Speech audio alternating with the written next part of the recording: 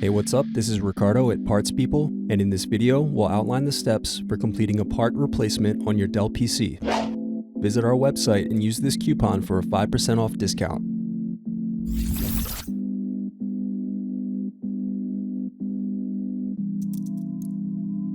Slide open locking mechanism and remove battery cover.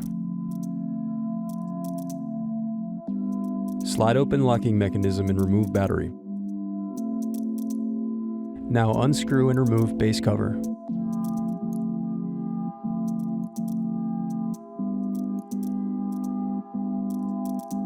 Now unscrew and disconnect DC jack.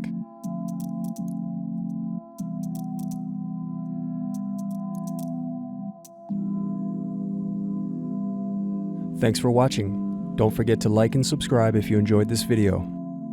And if you need more, check out this playlist to watch other tutorials for your laptop.